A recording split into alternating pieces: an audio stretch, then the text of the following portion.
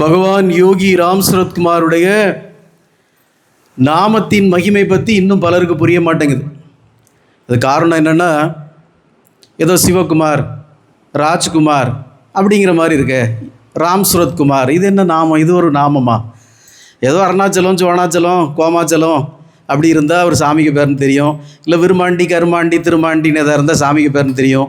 இது என்ன சுரத்குமார் அப்படி இருக்க, சிவகுமாரா இது சுரத்குமாரா அப்படின்னு ஒரு குழப்பம். இந்த யோகி ராம் சரத்குமார் நாமத்தை சொன்னால் நமக்கு என்னெல்லாம் கிடைக்கும் அப்படிங்கிறத நீங்கள் தெரிஞ்சுக்கணும். சரி, என்னெல்லாம் கிடைக்கும் அப்படின்னு வருங்காலத்தை பற்றி பார்க்குறது எதுக்கு? என்னெல்லாம் கிடைச்சிருக்கு அப்படின்னு நம்முடைய முன்காலத்தை பற்றி பார்ப்போம். இந்த யோகி ராம் சரத்குமார் என்கிற நாமத்தை சொல்லி என்னெல்லாம் கிடைச்சிருக்கு அப்படி பார்ப்போம். வீடு கிடச்சிருக்கு, கார் கிடச்சிருக்கு, தொழில் கிடச்சிருக்கு, பெரிய கம்பெனிகள் கிடச்சிருக்கு, கல்யாணம் பெண்ணு கிடச்சிருக்கு, குழந்தை கிடச்சிருக்கு, வாழ்க்கை கிடச்சிருக்கு, ஏன் ராஜ்யமே கிடச்சிருக்கு. ஒரு புது பிரதம மந்திரிக்கு ராஜ்யமே ஆள கிடச்சிது. ஏன் 500 ஆண்டுகள் கட்டப்படாத கோயில் கட்ட கிடச்சிருக்கு. இந்த தேசத்திற்கு வளம் கிடச்சிருக்கு, நலம் கிடச்சிருக்கு. மக்களுடைய பட்டினியெல்லாம் போய் இன்னைக்கு பெருந்தீனி திங்கிற ஒரு பாக்கியம் கிடச்சிருக்கு. இந்த உலகத்துக்கு எல்லா சேமமும் கிடச்சிருக்கு. உலக போரே நடக்காத பெரும் வரம் கிடச்சிருக்கு இந்த உலகத்திற்கு. சரி, வேற என்ன நோய் தீருமா அப்படின்னா என்ன நோயெல்லாம் தீர்ந்துருக்குன்னு பார்ப்போம். பல 100 பேருக்கு கேன்சர் நோய் தீர்ந்துருக்கு, பல 1000 பேருக்கு எல்லா வியாதிகளும் தீர்ந்துருக்கு, பல பேருக்கு 3 அறுவை சிகிச்சைகள் 4 அறுவை சிகிச்சைகள் செய்யணும்னு டாக்டர் சொன்ன பிறகும் அறுவை சிகிச்சையே செய்ய தேவையில்லைன்னு அந்த வாய்ப்பே இல்லாமல் போயிருக்கு. தீராத நோயின்னு என்ன இருக்குது? என்னெல்லாம் கிடச்சிருக்குன்னு பார்த்தா எல்லாம் கிடச்சிருக்கு. வேலை கிடச்சிருக்கு, பணம் கிடச்சிருக்கு, செல்வம் கிடச்சிருக்கு, இனிமையான வாழ்க்கை கிடச்சிருக்கு. யாருக்கு சாமி கிடச்சிருக்கு?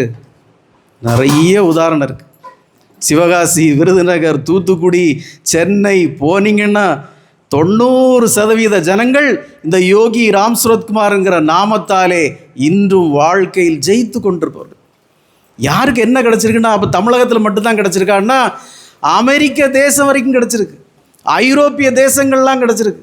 பல உதாரணங்கள் சொல்லியிருக்கோம். நாம் கிடைக்காதது ஒன்றுமே கிடையாது இந்த யோகி ராம் சரத்குமார் நாமத்தால். ஆனால் அப்போ நாங்களும் தானே சொல்கிறோம் அப்படின்னா, நான் திருப்பி அதனால தான் சொல்கிறேன், நாமம் என்பது சாதாரண விஷயம் இல்லை. 4 யுக தர்மங்களை இந்த கலியுகத்திலே நாமமாக சிறுமையாக நமக்கு தந்திருக்கார். ரொம்ப சிம்பிளாக தந்திருக்கிறார் பகவான். ஆனால் அதை கடும் தவமாக சொல்ல வேண்டும். அதான் நான் சொல்கிறேன். இந்த நாமத்தால், யோகி ராம் சரத்குமார்ங்கிற நாமத்தால் கிடைக்காததுங்கிறது எதுவுமே கிடையாது.